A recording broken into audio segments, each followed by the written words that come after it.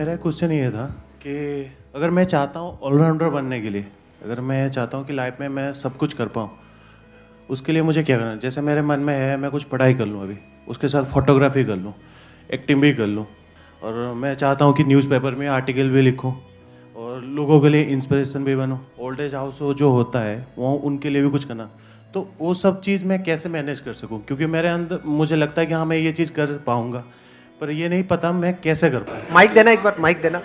नहीं, interesting point है। इंसान अगर 10 नाव पर रहता है, सोचता है मैं इस नाव पर भी चल लूँ, इस नाव पर भी चल लूँ, तो फाइनली ऐसा होता है वो कुछ नहीं कर पाता है, वो डूब जाता है। जिस चीज़ में इंसान को फोकस हो, जिस चीज़ को अच्छा से कर सकता है इंसान, पहले उस चीज़ को करना चाहिए। किस चीज़ मुझे इंटरेस्ट है। हाँ, मुझे डांसिंग में इंटरेस्ट है, मुझे टीचिंग में इंटरेस्ट है, मुझे टीचिंग में इंटरेस्ट है, मैं फुटबॉल खेलने जा रहा हूँ, मैं क्रिकेट खेलने जा रहा हूँ, तो क्या वो कर पाऊंगा? नहीं कर पाऊंगा। सबसे पहले क्या होना चाहिए? जिस चीज़ में मुझे इंटरेस्ट है पहले उस चीज़ पर फोकस करना चाहिए, पहले उसे अच्छा करना चाहिए। जब वो अच्छा हो जाए तो ऑटोमेटिक फिर दूसरी चीज़ पर केयर करते हैं तो वो भी ऑटोमेटिक होगा अच्छा। देखो ये जो पॉइंट है ना, ये बड़ा इंटरेस्टिंग है, क्योंकि इसका जो इन्होंने आंसर दिया वो ये कि भाई अगर हम 10 नाव पे पैर रखेंगे तो हम डूब जाएंगे। ये हमने कहावत सुनी है। क्या सच है, झूठ है? झूठ है। कितने कहते हैं झूठ है? एक बार वोटिंग करते हैं। कितने कहते हैं सच है? हमारी सबकी प्रॉब्लम पता है क्या है? हम एक साइड से एक चीज को देखते हैं और एक साइड पकड़ लेते हैं। मतलब बिल्कुल ऐसा है जैसे सिक्के के एक पहलू को आपने पकड़ लिया, किसी ने हेड को पकड़ लिया, किसी ने टेल को पकड़ लिया। अब आपस में हम लड़ रहे हैं। सोचो यहां पे अभी डिबेट हो जाए कि ये कहावत सच है झूठ है, तो क्या होगा? वो डिबेट कब तक चलेगा? एंडलेस है। तो इससे क्या समझ आ रहा है कि कहावत सच भी है और झूठ भी है। ऐसे ही दुनिया में हर चीज में है। ये देखने की समझ बहुत कम लोगों में होती है। In fact this is what intelligence is, when you can see the contradiction in life. जब आपको दिन भी नजर आ जाए और रात भी नजर आ जाए। ये नहीं कि लाइफ सिर्फ दिन ही दिन है या सिर्फ रात ही रात है।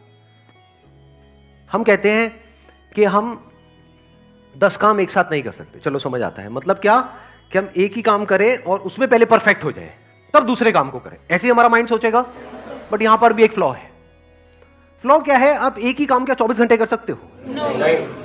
What ever that skill is that you are trying to master, उसको 24 घंटे नहीं कर सकते। ब्रेक चाहिए ना। For example that could be dancing. अब ये जो आपने बोला भी था शायद, है ना, कि भाई डांस करना अच्छा लगता है, तो पहले हम डांस को मास्टर करें। क्या हम 24 घंटे डांस कर सकते हैं? 24 घंटे भी हटाओ, चलो दिन में 12 घंटे नॉन स्टॉप डांस कर सकते हैं। चलो मैं कहता हूं कोई कर भी सकता है, पागल हो गया है वो। होते हैं, बड़े बड़े पागल होते हैं। लेकिन क्या वो अच्छा है उसके लिए? क्रिएटिविटी कैसे कहते हैं? क्रिएटिविटी के लिए अब ये वही समझ सकता है जो एक्चुअल में क्रिएटिव हो। क्रिएटिविटी नीड स्पेस, बाहर भी और अंदर भी स्पेस होना चाहिए। वहां पर कुछ क्रिएटिविटी पैदा होती है। जो पहले से ही भरा पड़ा है वहां पे दिमाग नहीं काम करता है।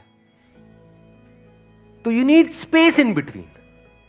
कुछ देर किया जब तक अंदर से आ रहा है, फिर किया, फिर ब्रेक दे दिया, फिर किया, फिर ब्रेक दे दिया। फिर ऐसा भी टाइम आता है जब कुछ दिन तक आप करते रहे, फिर उसके बाद में एक रूटीन बन गया, वो बोरिंग हो गया, फिर कुछ दिनों का ब्रेक देना होता है। ये मैं किसी भी क्रिएटिव फील्ड की बात कर रहा हूं। You need to get away from it, space देना होता है, फिर वापस से शुरू करना होता है। तो अब क्या करना चाहिए? पहले डांस किया, मान लो दिन में 1 घंटा 2 घंटा या 1 घंटा सुबह 1 घंटा शाम को, डांस से ब्रेक लिया, करा फोटोग्राफी जिसकी अभी आपने बात करी, फिर कुछ और किया, फिर बीच में स्पेस भी दिया। जैसे मैंने कहा कुछ भी क्रिएटिव करने के लिए स्पेस चाहिए, तो दिन में कुछ देर ऐसी भी है जब कुछ नहीं किया। तो क्या ये हो सकता है? नहीं हो सकता? हो सकता है। अब इसमें लाइफ में सब कुछ फिट हो सकता है।